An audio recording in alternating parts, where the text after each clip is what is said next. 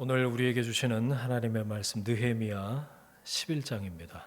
구약성경 느헤미야 11장 1절에서 6절까지의 말씀 우리 한 목소리로 같이 읽겠습니다.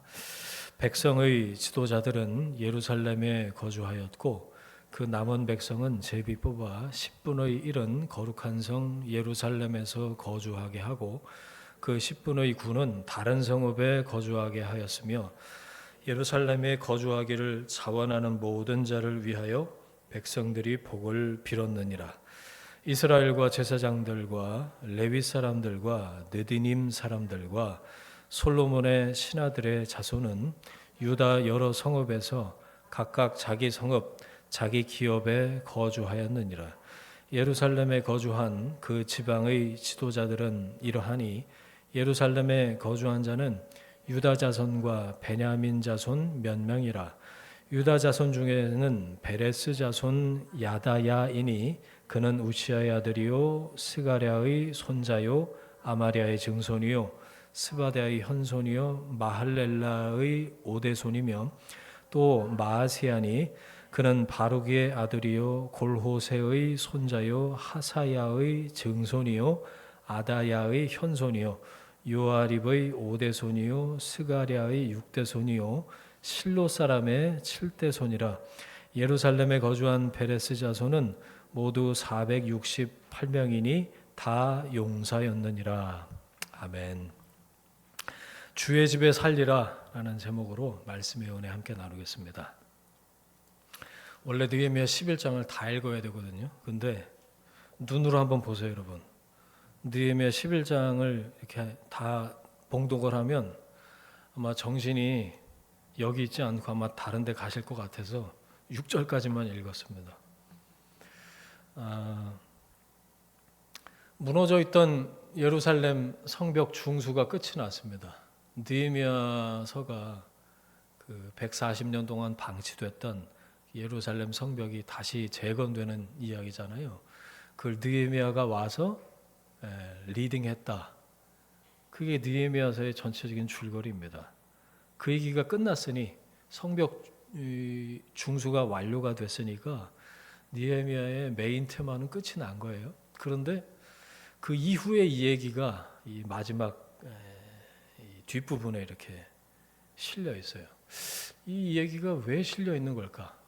메인 스토리는 끝이 났는데 그래서 오늘 그 얘기를 좀 드리려고 그래요. 설교 제목이 주의 집에 살리라입니다. 주의 집에 안 살겠다는 사람들이 등장을 했어요. 희한하죠. 이스라엘 백성들이 성벽 중수가 끝난 다음에 회개함으로 우리가 이제 개혁에 동참하겠습니다. 이제 말씀대로 살겠습니다. 그러면서 언약에 도장을 찍어서 인봉을 하는 장면이 그 앞에 나와요. 11장 앞에. 그런데 그의 딸은 말씀으로 살겠다면서 도장 찍었잖아요. 인감 도장 찍었는데 그의 딸은 구체적인 적용으로 첫 번째 불신결혼하지 않겠습니다. 그 얘기했고 두 번째 안식일을 목숨처럼 지키겠습니다. 그 얘기를 했고 마지막으로 10의 1조를 드리겠습니다. 이런 결단을 새롭게 하게 돼요. 그런데 이 세 가지 적용은 각각 무슨 얘기냐? 불신결혼하지 않겠다. 이건 아이덴티티에 대한 하나님의 백성으로서의 정체성에 대한 고백이었습니다. 두 번째, 안식일을 지키겠습니다. 이건 예배죠. 예배를 목숨같이 여기겠습니다. 그런 거였고 11조, 주제권에 대한 고백이었어요. 자, 그런데 이상한 게 오늘 11장의 내용이 이상한 내용이 이어진다는 거예요. 이어지는 오늘 11장을 보면 성 안에 들어갈 사람을 제비로 뽑았대요. 이거는 예루살렘 성을 이제 완비하고 성벽까지 딱 세팅을 끝나고 나니까 무슨 신축 아파트 분양권 추첨하듯이 서로 들어가고 싶다고 그래서 제비 뽑기를 한 게 아닙니다. 그 정반대였다라는 거예요. 이제 하나님 앞에서 제대로 살겠습니다 라고 맹세를 하긴 했는데 정작 성 안에 들어가서 살고 싶어하는 사람은 없었다는 겁니다. 이상하지 않아요, 여러분? 여러분, 신앙의 결단이 있어도요, 삶의 변화는 그만큼 어렵고 쉽지 않은 일이라는 거예요. 그런 생각 많이 해요. 잠시 받는 감동? 그거는 역시 삶을 바꾸어 놓기엔 역부족이구나, 이런 생각을 좀 해요. 왜 그럴까요? 감동이 24시간 365일 뭐 10년, 20년 내내 있다고 생각해봐요. 그 사람 죽습니다. 감동은 가끔가다 한 번씩 와야 그게 감동이고, 눈물도 가끔가다 한 번씩 흘려야 그게 이게 눈물이구나, 이런 걸 알게 되는 거지. 잠시 받는 감동은요, 일상적인 삶을 완전히 뒤바꿔 놓기엔 역부족이다. 여러분, 우리도 신앙생활 하면서 하나님 여기까지만요, 그러는 게 있나요, 없나요? 있더라고요. 있더라고요. 예배도 드리고 11조도 하고 봉사도 하는데 더 이상은 요구하지 마세요. 줄 딱 거놓고 나도 넘어가지 않을 테니까 당신도 넘어오지 말라는 선이 있습니다, 여러분. 여러분에게는 그 선이 어디까지입니까? 무엇입니까? 한번 생각해 보세요. 다 있어요. 신앙이 공허한 이유가 있는데요, 하나님 말씀대로 살겠습니다. 감동받아서 막 도장 찍고 그 3가지 목숨 바쳐 지키겠습니다. 그런데 성 안에는 들어가서 안 살고 싶어요. 이거예요. 신앙이 공허한 이유, 그 뒤에 붙어서 한 단어여야 하는 생활과 신앙이 따로 떨어져 있어서 그래요. 그래서 신앙이 공허해요. 신앙과 생활이 분리되어 있을 때 신앙은 힘을 잃습니다. 믿는 것 따로, 사는 것 따로가 어떻게 가능한지 슬프게도 우리는 경험적으로 알고 있어요. 서명을 하라니까 하긴 해요. 그건 아마 진심이었을 겁니다. 이제 140년 동안 무너졌던 성벽이 완공이 되고 이제 말씀대로 사야 되지 않겠습니까? 딱 서명지 들이미니까 누가 도장을 안 찍고 배겨요. 그건 진심이었을 거라고요. 그런데 거기 들어가서 사는 건 완전 다른 문제였다라는 거죠. 아직 위험한데 어떻게 우리 식구들 데리고 들어가서 사냐. 나는 딱 서명까지입니다. 이름은 얼마든지 빌려줄 수 있어요. 하지만 나를 앞세우지 마십시오. 나는 성 안에 못 들어갑니다. 말씀대로 살겠다고, 말씀 따라 살겠다고 진지하게 세리머니 하는 것도 내일 아침 일어나서 내가 살던 대로 사는 것에 브레이크는 걸지 못하더라고요. 어떻게 생각하세요, 여러분? 그래서 부흥회 때, 수련회 때 막 무슨 삶을 완전히 뒤바꿔 놓을 것처럼 은혜를 곱빼기로 받아도 그 기도원에서 내려오고 수련이 끝나고 집으로 다시 돌아오는 차 안에서 자기가 살던 대로 살기 시작하는 거죠. 내가 원하는 대로, 내 욕심대로, 하고 싶은 대로 결정을 해버리고 하나님께도 그렇게 통보를 해버려요. 다시 말씀드립니다. 신앙과 생활이 철저하게 분리가 되어 있는 거예요. 저는 이게 21세기 현대 그리스도인에게 나타난 새로운 유형의 신앙이라고 생각해요. 저도 그 세대를 지나왔습니다. 우리나라 이 경제 발전과 함께 괴를 같이 해서 7, 80년대 갑자기 한국 교회가 수직 상승을 해요. 수직 상승. 가파르게. 그러면서 내면은 많이 빈 듯한 공허한 신앙과 생활이 분리되어 있는, 그게 아무렇지도 않은, 저는 썬데이 크리스찬을 그렇게 양산해낸 게 아닌가. 웨슬레가 진작에 얘기했어요. almost 크리스찬이라고. 신앙의 액세서리에 불과하게 될 거라고. 그게 딱 지금 이루어지고 있어요. 예배도 골라서 드리고요. 설교도 골라서 됐습니다. 나를 만족시켜줄 종교 행위 외에는, 그런 종교 행위 외에는 기꺼이 페이를 해요. 그런데 내 삶에 조금이라도 브레이크를 거는 이야기는 가차없이 내가 알아서 잘라냅니다. 더 이상 말씀이 삶의 우선순위라고 말할 수 없는, 그게 거짓말이 되는 유형의 신앙이 등장했어요. 그래서 버젓이 우리 옆에 자리를 차지하고 있어요. 허울은 멀쩡해요. 그러니까 너도 나도 다 같이 속는 거예요. 아유, 나 정도면 잘 믿는 거야. 안 빠지고 나오잖아. 나아지고 있잖아요. 글쎄요. 저는 하나님이 어떻게 보실까? 그게 신앙에서 가장 중요한 문제라고 생각해요. 그걸 속일 수는 없습니다. 여러분, 하나님이 정말 나에게 그런 모습의 신앙을 원하실까?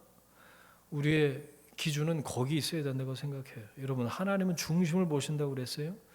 그래서 구약시대 때부터 신앙의 선지자들이 계속해서 얘기하는 게 그거죠. 하나님을 업신여기지 말아라. 하나님을 경외하십시오. 성 안에 산다는 게 무슨 뜻일까? 사람들은 왜 예루살렘 멀쩡하게 지어진 성 안에, 성벽 안에 살기를 싫어했을까? 아까 말씀드렸습니다만, 여러분, 그 성 안에 산다는 거는 거처를 함께 한다는 겁니다. 가족이에요, 가족. 하나님의 가족이 되는 이 일에 약간 뭐랄까, 부담감? 그것까지 해야 돼? 난 여기까지인데? 이렇게 생각하고 있던 그 당시 사람들이 있었다라는 거잖아요. 가족이 되기엔 부담스러운 거예요. 자, 가족에 대해서 생각을 좀 해보겠습니다. 거처를 함께하고 식구라고 그러잖아요. 같은 거 먹으니까 저는 가족은 닮는다고 생각해요. 외모만이 아니라 오랫동안 같이 지내면 생각도 닮고 가치관도 닮고 취향도 비슷해지는 거 아닐까요? 자, 적용하면 이거예요. 하나님의 자녀라면 당연히 아버지 하나님의 거룩하심을 닮아가는 게 맞죠. 여러분, 하나님을 가까이 할 때 하나님을 닮아가는 줄 믿습니다. 거룩을 사모한 건 다른 게 아니에요. 기꺼이 제가 주의 집에 거하겠습니다. 주의 집에 살리라 고백하는 거죠. 여러분, 선포하시길 바랍니다. 그게 지복, 가장 복 중의 복인 줄로 믿습니다. 그게 최고의 은혜라고 저는 생각해요. 그러니까 고백 따로 삶 따로가 아니고 진짜 주의 집에 거하겠습니다. 주님과 함께 있겠습니다. 주님의 거룩함을 사모합니다. 주님을 닮아가기를 원합니다. 주의 자녀로, 하나님의 사람으로 그렇게 살기를 원합니다. 그 지경 안쪽에 거하는 거죠. 자, 제 아무리 느헤미야라고 하더라도 억지로는 할 수 없는 문제였어요. 나는 그 예루살렘 성 안에 들어가서 살고 싶지 않습니다. 이런 사람들이 많았다고 말씀드렸잖아요. 1절 보세요. 그래서 어떻게 하죠? 느헤미야가 결단을 하는데 먼저 들어가 살아버립니다. 1절, 2절. 백성의 지도자들은 예루살렘에 거주하였고, 지도자들은 본을 보이기 위해서도 그랬고, 아무도 먼저 들어가고 싶지 않은 그 성 안에 들어가서 살았다 그거예요. 그 다음에 그 남은 백성은 제비 뽑아 10분의 1을 성 안에 거주하게 한 거예요. 10분의 1을 제비 뽑아서 먼저 거주하게 했고 10분의 9는 다른 성읍에 거주하게 했다. 2절 마지막 부분 보세요. 자원하는 자들이 그래도 있었네요. 그래서 백성들이 그 자원하는 사람을 위해서 복을 빌어줬대요. 블레싱 해줬다는 거예요. 왜 예루살렘 성 안에 살려는 사람이 없었을까요? 아까 힌트 하나 말씀드렸는데 오랫동안 무너져 있어서 대적들이 그냥 자기 집처럼 들락날락거렸어요. 성 문짝을 달고 문지기를 세우고 뭐 그랬어도 그동안 관성상 들락날락거리는 대적들 아무렇지도 않게 막 와서 뭐 가져가고 뭐 그러니까 1번 위험했다는 거예요. 그리고 성 안에는 아직 이런 베이스들이 준비되어 있지 않은 것들이 많았기 때문에 들어가서 농사 짓고 뭐 이렇게 먹고 살기도 아마 힘들었을 겁니다. 그래서 느헤미야가 계획을 세워서 이 거룩한 성에 예루살렘 성의 구성을 채워가는데 자 보세요. 첫 번째가 지도자들이었어요. 자, 두 번째는 제비 뽑힌 10분의 1 마지막으로 자원하는 사람들이 있었다. 자, 이 순서를 기억하세요, 여러분. 지도자들은 본을 보였어요. 그러니까 자원하는 사람들도 생겨난 거죠. 얼마나 자원했는지는 성경에 안 나왔어요. 그런데 두 번째, 제비 뽑힌 사람들이 있었기 때문에 자원하는 사람들도 있었다 그거죠. 제비 뽑힌 사람은 한마디로 뭘까요? 아이고 들어가기 싫은데 재수가 없어서 그냥 걸려서 10분의 1에 돼서 이렇게 목에 잡혀서 끌려 들어가서 사는 사람들이 아니라 성경에서 제비 뽑힌 사람은 부르심을 받은 사람들을 얘기합니다. 하나님이 콜링하신 거예요. 예루살렘 성 안으로. 자, 순서를 기억하라고 말씀드렸어요. 지도자 첫 번째, 두 번째 부르심을 받은 자, 세 번째 자원하는 자. 이렇게 골고루 예루살렘 성 안에 거하게 됐다는 거죠. 자, 보세요. 여러분, 교회를 섬기는 일만 봐도 모두가 자원하지는 않잖아요. 큰 교회 다녀보셔서 아시죠? 예. 요즘은 뭐 메가처치라고 해도 그 교회 청년부, 그리고 청년 중에서도 똘똘하고 성실한 그런 사람들이 최소 2개, 3개씩 사역을 하는 데가 많죠. 저는 1일 1일 사역만 이렇게 원칙으로 해서 그렇게 트레이닝을 했던 그런 기억이 나는데, 자원하는 사람도 있고 또 지정받은 분들도 있어요. 식당 봉사 뭐 이런 것만 해도 돌아가면서 분담하잖아요. 각자 여러분 공동체에 대한 하나님의 부르심이 있어요. 어쩔 수 없이 하는 게 아니라 하나님이 부르셔서 사역하는 거죠. 순서를 보면 리더, 그 다음에 사역자, 자원자 순입니다. 자원자가 좋은 것 같죠. 그런데 제일 마지막에 있어요. 보세요. 사역은 자원보다는 부르심이다라는 겁니다. 무슨 얘기인가? 자원함도 훌륭하지만 인간한테는 노예 근성이 있어서 자원에는 한계가 있어요. 자발성이나 한계가 있다고요. 평신도는 바쁘고 아프면 빠질 수도 있고 사정이 생기면 못 올 수도 있죠. 하지만 부르심 받은 사람은 빠질 수가 없습니다. 게다가 지도자는 어떨까요? 죽어도 교회에서 죽는 거예요. 아, 목요일 금요일 죽는 줄 알았어요. 목이 멀쩡하게 들리십니까, 여러분?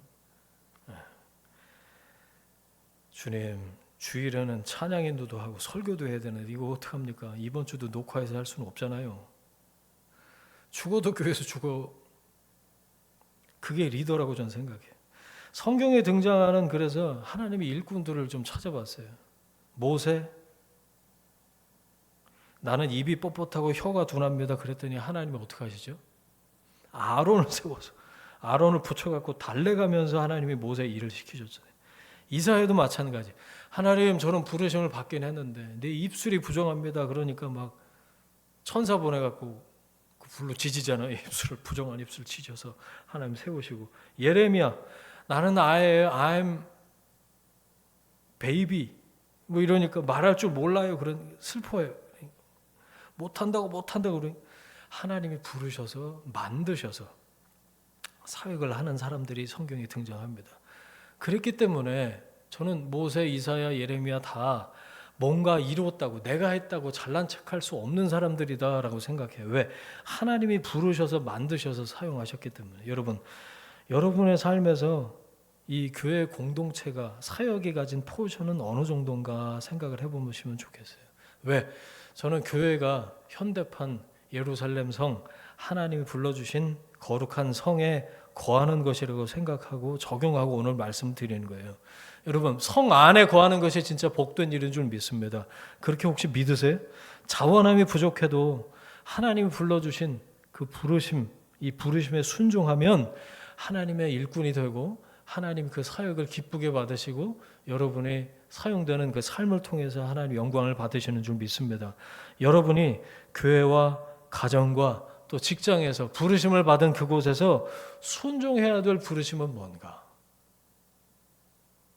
각각의 공동체에서 하나님의 나를 이 가정에 불러주신 부르심, 이 교회에 불러주신 하나님의 부르심, 내가 일하고 있는 소명의 현장, 직업의 현장, 일터에서 일하고 있는 그 부르심은 뭔가? 여러분, 그 부르심에 집중하시고 순종하는 여러분이 되시길 축원합니다. 4절 보세요. 예루살렘에 거주한 자 유다 자손 베냐민 자손 몇 명이라. 거기까지만 보세요. 뒤를 읽으면 혼란스러워. 자, 리더 그룹 아까 말씀드렸어요. 그 다음에 중간에 보면 3절 보시면 제사장 레위인 부르심 받은 자 이렇게 나와요. 그렇죠? 보이시죠? 그 다음에 바로 그 다음에 가장 먼저 언급된 예루살렘의 성에 살게 된 사람이 누구요? 4절 보니까 유다 자손과 베냐민 자손 몇 명이라 그랬어요. 자, 거기까지만 읽고 자, 머릿속으로 빨리 생각을 해내시는 거예요. 구약 창세기로 갑니다. 그래서 우리가 창세기를 공부한 거예요.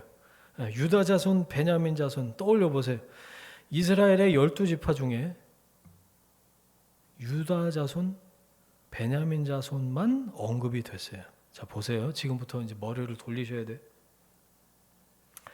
유다 자손 중에는 연결이 12지파 중에 왜 구약에서 12지파가 남아서 요셉과 연결이 돼서 요셉이 아니고 12지파 중에 유다 자손이 부각이 돼서 신약까지 쭉 연결된 이유가 뭐죠? 유다 자손에서 예수 그리스도가 오셨기 때문에 그런 거죠. 그렇죠? 그런데 우리 머릿속에는 유다 자손 중에는 대표적인 다윗의 자손이 나와야 될 것 같은데 이상하게 오늘 성경을 보니까 4절 다시 한번 보세요. 유다 자손 중에는 누구요? 베레스 자손 아다얀이 그렇게 나와요. 자, 베냐민 지파 베레스 자손부터 시작이 된다라는. 자, 베레스 누구예요? 기억나세요 혹시? 기억 안 나도 괜찮으세요? 제가 설명해 드릴게요. 자, 야곱의 넷째 아들 이름은 기억나십니까? 우리 집 둘째 아들도 기억이 안 나는데 야곱의 넷째 아들이 어떻게 기억이 나요? 야곱의 넷째 아들 유다. 며느리 다말하고 동침을 해갖고 낳은 쌍둥이 아들 중에 둘째가 베레스예요.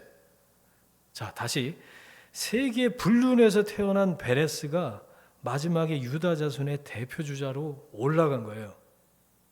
이것도 이상하셔야 돼요. 다시 갑니다. 유다와 다말 스토리 기억나세요?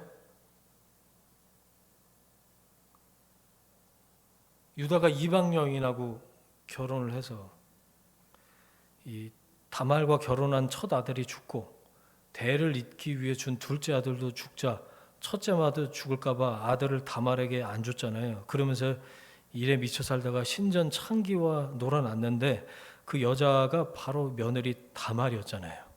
이 성경에는 참 이게 그냥 대놓고 다 기록이 돼 있어요. 며느리하고 시아버지하고 며느리가 임신했다고 하니까 불로 태워서 죽이려고 하다가 다말이 뭘 갖고 오죠? 그 시아버지의 지팡이 도장 끈을 갖고 와갖고 이건 불륜이 아니라 후손을 이으려고 약속을 믿고 한 일이라고. 그러니까 유다가 유명한 말을 하죠. 그는 나보다 옳도다. 그리고 나서 유다가 역사 속으로 사라진 것처럼 보였어요. 그런데 오늘 보니까 유다 자손 중에 그 둘째 다말과 동침을 해서 낳은 그 둘째 베레스의 후손이 여기에 등장을 합니다. 전 이거 보고 깜짝 놀랐어요. 베레스의 후손이 예루살렘 성 안에 대표 주자로 들어가서 살기 시작했다고? 놀랍지 않습니까? 저는 오늘 본문에서 유다 자손 중에 베레스 자손이라고 한 것에 은혜를 받았어요. 여러분, 출신을 생각할 때 베레스 가문은 겸손할 수밖에 없는 사람들이에요. 시아버지와 며느리가 동침했다는 것이 누구를 겸손하게 해요? 유다를 어쩔 수 없이 겸손하게 만들고 다말과 베레스를 겸손하게 했을 겁니다. 그래서 여기 보니까 모세, 여호수아 그쪽 라인은 어디로 다 사라져 버리고 이름도 없는 베레스가 등장을 하는 거예요. 베레스가 무슨 뜻인 줄 아세요? 뚫다, 깨뜨린다 이런 뜻이거든요. 모든 고정관념을 깨뜨리면서 예수님의 조상이 된 겁니다. 창세기부터 시작해서 역대기, 룻기, 느헤미야서를 거쳐서 마태복음 1장 드디어 예수님의 계보에 이름을 올려요. 예수님의 계보에 베레스가 나와요. 여러분 혹시 어떻게 적용이 가능하냐 이게. 여러분 혹시 베레스와 같은 우리가 처지에 있을 수도 있다는 거예요. 멸시와 천대를 당해요. 아무도 돌아보지 않아요. 가능성에 대해서 주목하지도 않아요. 출신도 천해요. 아무도 주목하지 않아요. 큰 소리 칠 게 없어요. 손가락 받을 수밖에 없는 그런 인생으로 태어나서 스타트 라인부터 밀리고 아무도 나에 대해서 생각해 주지 않는. 그런데 예루살렘 성 안에 대표주자로 들어가서 살게 됐다. 그게. 저는 그렇게 생각해요. 진심으로 주님을 사랑했을 거라고.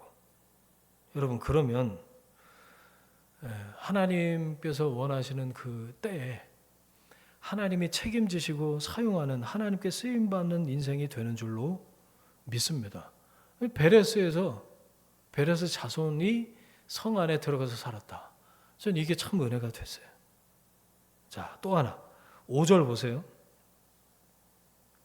마세야라는 한 사람을 설명하는 내용이에요. 복잡해도 5절 뜯어보면 마세야가 어느 사람이다? 실로 사람이다. 그 두 개만 보시면 돼. 중간은 막 눈도 둘 곳도 없어요. 자, 유다 지파에서 한 가문이 또 나오는데 다 유다 지파에서 다 나온 가문이에요. 실로는 누굴까요? 기억 안 나요. 예. 유다의 셋째 아들이에요. 죽을까 염려해 돼 갖고 다말에게 주지 않은 아들 중에 셀라라는 아들이 있었습니다. 기억나세요? 그 셀라와 동일 인물이에요. 실로 이퀄 셀라. 시편에 나오는 그 셀라 아니고, 다시 정리할게요. 그 아들을, 셋째 아들을 며느리 주면 또 죽을까 봐 유다가 며느리한테 주지 않는 바람에 유다가 수치를 당한 거잖아요. 근데 주님께서는, 하나님은 유다의 믿음도 인정하셔서 거룩한 성에 거한 자의 이름 중에 베레스 자손이 나오고 또 셋째 실로 자손의 이름도 나오게 하셨다. 그거예요. 뭐냐? 이 사람이 예수님의 직계 조상은 못 됐어요. 그런데 예루살렘 성의 재건에 동참하게 되는 인간이, 그런 가문이 됐다. 그거죠. 다시 정리합니다. 유다는 두 아들을 잃고 콩가루 같은 인생을 살았어요. 어디 유다가 이런 위치에 있을 거라고 누가 상상을 했을까요? 마지막에, 여러분, 그 과정은 어땠을지 몰라도 마지막에 이렇게 유다가 성경에 이름을 올렸다는 게 중요해요. 여러분, 마지막이 중요합니다. 과정이 말도 안 되게 뒤죽박죽일 수도 있어요. 내가 사는 인생에 지금쯤 되는 이 과정에 아마 뒤죽박죽이고 누구한테도 인정받지 못하고 어려움 중에 있고, 그런 분들은 이 말씀으로 좀 소망을 얻으셨으면 좋겠어요. 여러분, 과정은 내가 원하는 대로, 내가 의도한 대로 그렇게 흐르지 않을 수도 있습니다. 하지만 여러분, 여기서 보세요. 유다가 어떻게 그 이름이 남았나를 보세요. 여러분, 마지막을 기다리면서 하나님께서 써 놓으실 결론을 여러분 잘 준비하면서 우리가 살아야겠습니다. 아무리 잘 나가는 것처럼 보이는 사람이 있어도, 저는 한동안, 지금도 종종 그럽니다만, 비교하면서 부러워하거나 또 미래를 생각하면서 두려워할 이유가 없구나, 그렇게 생각해요. 왜? 하나님께서 하나님을 사랑하는 자를, 하나님께서 사랑하는 사람을 끝까지 책임지십니다. 분명히 마지막이 아름다울 거라는 거죠. 악인의 형통이 결국이 아니에요. 악인의 형통을 그래서 부러워하지 말라고 그러셨잖아요.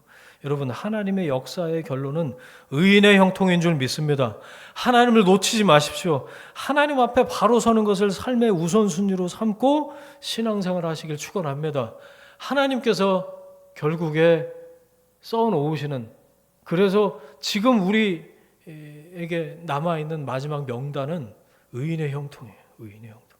유다가 생전에는 며느리와 동침해서 아들을 낳았으니 얼마나 손가락질을 받았겠습니까? 그러나 요셉 같은 대단한 사람의 후손이 아니라 부끄러운 유다의 후손들이 성경에 이곳에 명단에 이름을 올렸다는 거예요. 오랜 시간이 지나도 하나님께서 유다 가문을 기억하시고 영화롭게 하셨어요. 은혜를 베푸시는 거죠. 자, 6절 보세요. 예루살렘에 거주한 베레스 자손은 모두 468명이네 다 용사가 되었느니라. 자, 여기까지 읽었어요. 그 용사의 동그라미. 자, 다시요. 하나님의 은혜로 겸손할 수밖에 없었던 베레스 자손이 용사가 됐다. 하나님만을 인정하고 그 어떤 환경에서도 하나님이 주신 것이다 라고 고백하는 사람들이 성 안에 입주하게 돼서 용사가 돼서 성을 지켰겠죠. 그리고 그 성 안에 함께 거주하는 사람에게 힘이 되는 사람들이 됐을 겁니다. 이 용사가 그 뜻이에요. 여러분, 유다가 요셉과 형제들의 분쟁을 중재하는 역할을 했잖아요. 나중에 기억나세요? 요셉을 찾아가서 다른 형제들 다 비리비리하고 제 역할을 못했을 때 유다가 나서서 거의 하나님과 사람 사이에 그리스도의 역할을 한 것처럼 유다가 그런 역할을 해요. 화평의 전령자가 돼요. 여러분, 이 유다의 셋째 아들, 넷째 아들 이 자손들을 통해서 이 느헤미야 시대 때 준공된 성벽 안에, 성 안에서 이 사람들을 하나님께서 용사로 세우셔서 하나님의 사람들 그 공동체를 세우시는 걸 보십시오. 하나님께서 이렇게 사용하셨다라는 거예요. 자, 6절에 나오는 숫자 한번 보세요. 468. 그렇죠? 7절, 8절에 숫자가 하나 더 나오는데 7절 맨 앞에 보세요. 베냐민 자손은 그 다음에 8절 맨 뒤에는 928명. 자, 비교. 6절에 나오는 숫자 몇 명이요? 468. 유다 자손 468. 거기 적으세요. 그 다음 베냐민 자손은 그 2배가량인 928명입니다. 그렇죠? 2배가 아직 안 되지만 2배가량 되죠. 자, 보세요. 라헬이 난산으로 고생하다가 아들 낳고 죽잖아요. 마지막 아들 이름이 뭐죠? 베냐민. 요셉 밑에 태어난 베냐민. 내 슬픔의 아들 베노니라고 이름을 붙여주고 간 아이가 이 베냐민입니다. 베냐민 그러면 여러분 기억나는 게 뭐가 있으세요? 얌전한 막내인 줄만 아시는데 나중에 야곱이 그 예언한 것 중에 보면 베냐민을 뭐라고 예언했는지 기억나세요? 물어뜯는 일이다 그랬어요. 이 예언입니다. 그런 별명이 베냐민한테 있었어요. 물어뜯는 일이. 아니 요셉 밑에 태어난 얌전한 그냥 막내인 줄 알았는데 베냐민한테 물어뜯는 일이라고 왜 그럴까? 그걸 설명해 드릴게요. 이게 예언이었는데요. 사사시대에 이 베냐민 지파가 40만 명 이스라엘 지파하고 대적하다가 거의 멸절을 당합니다.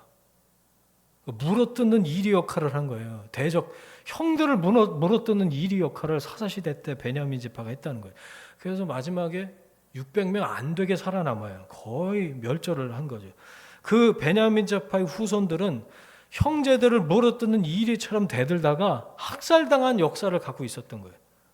자신이 나는 베냐민 지파요 라고 밝히기가 부끄러운 사람들이 돼버린 겁니다. 그 12지파 안에서.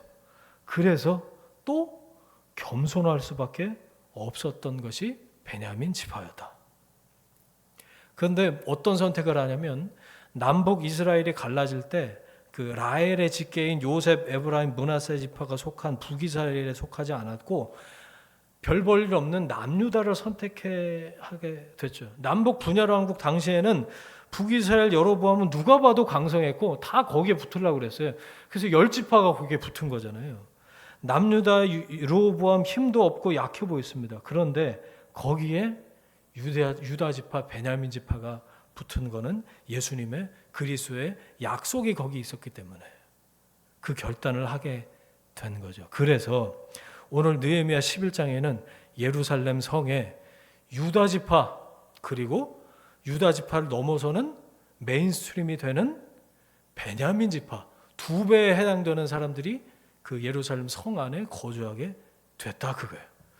예루살렘 성 안에 압도적인 지파가 베냐민 지파였습니다, 여러분. 유다 지파 아까 말씀드린 그 지파 사람들보다 더 2배가량 되는 사람들이 베냐민 지파가 예루살렘 성 안에 거주하게 됐다. 전쟁과 학살의 역사를 지닌 베냐민 지파 그리고 시아버지와 며느리의 불륜으로 태어난 베레스, 실로 여러분 이 사람들이 거룩한 성에 거하는 사람들로 이름을 올렸다 그거예요. 정리가 좀 되세요? 여러분 수치스러운 죄와 상처를 우리가 인정하고 하나님 앞에 겸손해질 때 하나님께서 다시 높이신다. 저는 이 메시지가 여기에 들어있다고 생각해요. 이런 거를 경험한 적이 있으세요, 여러분? 저는 구원과 복음이 이런 거라고 생각해요. 내가 어쩔 수 없는 죄인임을 고백할 때 하나님의 의가 그 빈 자리를 대신 채워 넣으시는 거 아닙니까? 그게 은혜 받은 사람이죠. 여러분, 내 이름을 드러내는 스토리가 아니라 나의 연약함을 드러내는 간증으로 다른 사람에게도 하나님의 영광을 드러내는 여러분의 삶이 되기를 바랍니다. 유다의 스토리가 그랬고요. 베레스의 스토리가 그랬고요. 베냐민의 스토리가 그랬어요. 약할 때 강함 대신에 이게 바울의 스토리잖아요. 나의 약함을 자랑한다던 바울의 심정이 저는 이해가 돼요. 하나님만 드러나기를 간절히 바랬던 거 아닐까 그런 생각을 하는 거죠.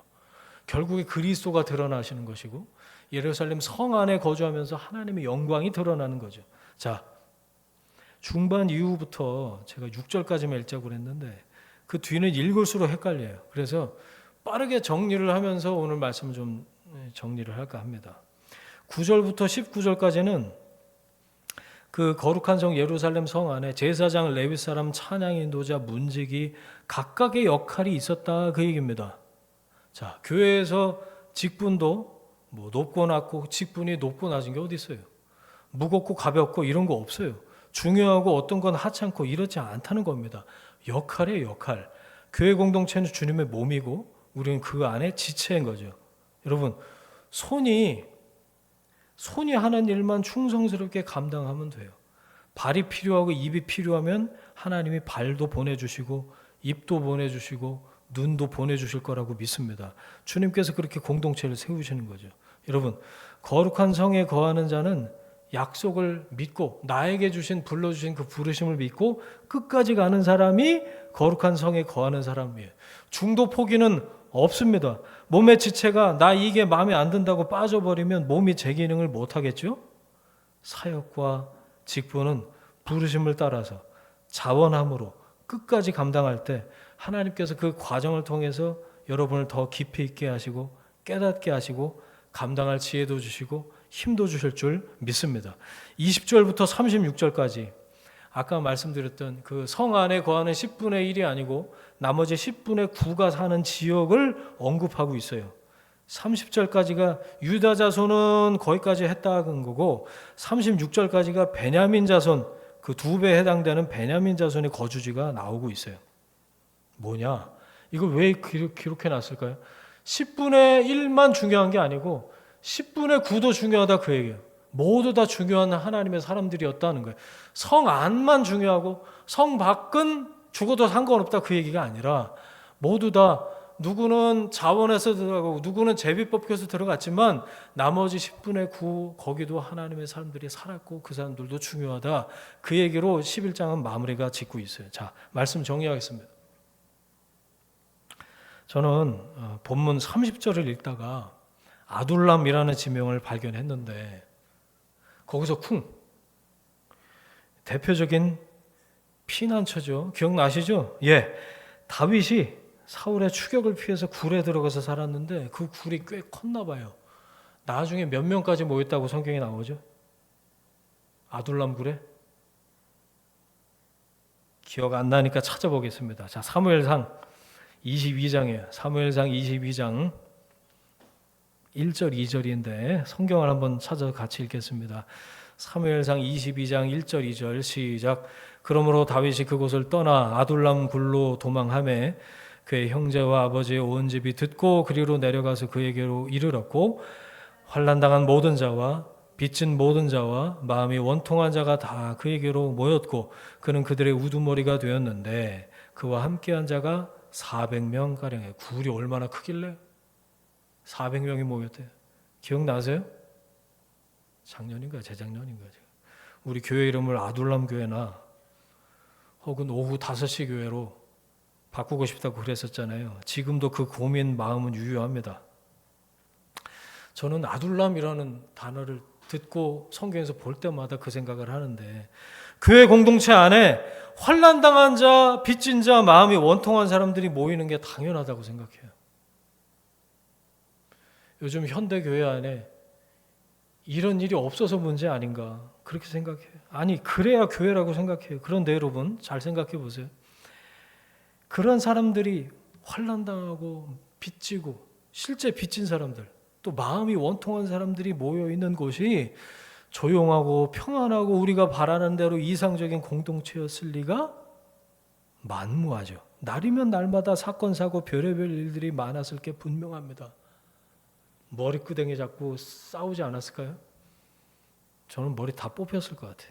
그런데 또 이상한 게 그 다윗의 아둘람 공동체에 이런 문제가 있었다더라 그런 기록이 없어요, 성경에.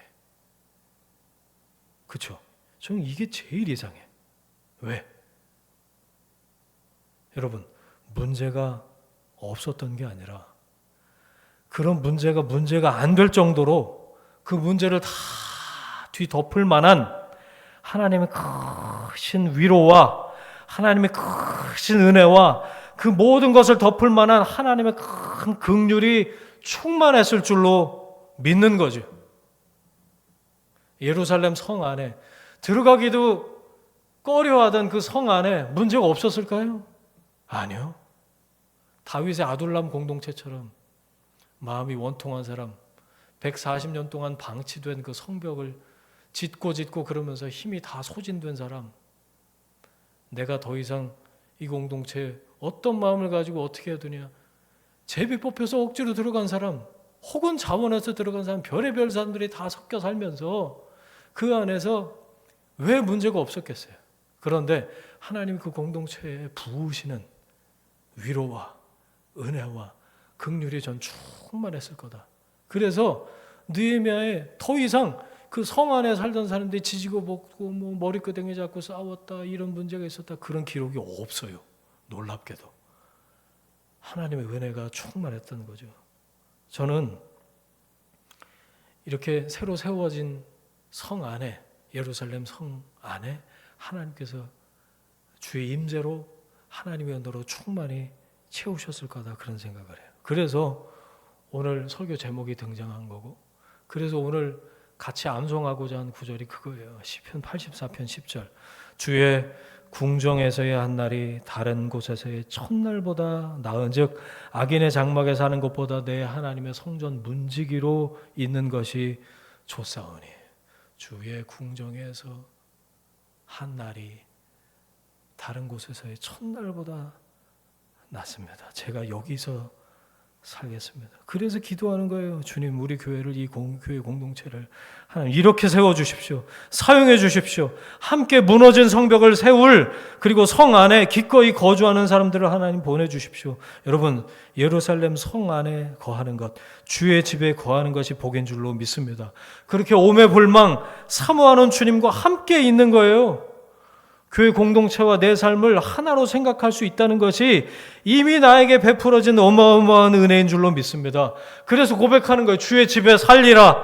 자원해서 기쁨으로 불러주신 곳에서 예배하고 맡겨진 사명에 충성함으로 성 밖에 있는 사람들은 상상할 수도 없는 깊고 넓은 은혜를 누리는 여러분의 삶이 되시기를 주님의 이름으로 축원합니다. 아멘. 함께 기도하겠습니다. 이 시간에 주신 말씀 깨달은 말씀 붙잡고 함께 결단하면서 한번 기도하죠. 함께 기도하겠습니다. 하나님 감사합니다. 주의 집에 살리라. 느헤미야 시대 때 준공된 그 성벽 안에 하나님께서 불러주신 그 지도자와 또 불러주신 하나님의 사람들 제비 뽑혀서 들어가게 된 사람들 자원해서 그 성 안에 살게 된 하나님의 백성들이 기꺼이 하나님께 주시는 은혜와 위로와 채움과 역사와 하나님의 긍휼로 그 안에서 살면서 하나님의 역사를 준비하고 하나님께서 원하시는 그 길을 예배했던 것을 우리가 봤습니다. 하나님 주의 궁정에서의 한 날이 다른 곳에서의 첫날보다 나았다고 고백하는 하나님 그래서 주님과 함께 거하기를 원하는 하나님의 사람들이 고백했던 시편의 말씀도 봤습니다. 하나님 이 고백이 우리의 고백이 되길 원하고 하나님이 공동체를 세워가고 성 안에서 하나님의 성을 기꺼이 세워가고 함께 그 안에 거주하며 살며 하나님의 영광을 예비하는 하나님의 사람들로 살아가기를 원하는 하나님의 백성들 한 사람 한 사람을 주의 은혜로 부어 주시고 역사해 주시고 인도하여 주옵소서. 함께하여 주옵소서. 주옵소서. 이제는 우리의 주인 되신 예수 그리스도의 은혜와 하나님 아버지의 사랑하심과 성령님의 동행하심이 주의 궁정에서의 한 날이 다른 곳에서의 첫날보다 낫다고 고백하는, 여기에서 하나님을 예배하는 하나님의 사람들 위해 그들의 가정과 일터와 인간관계와 자녀들 위해 지금부터 영원까지 함께 하시기를 간절히 축원하옵나이다. 아멘.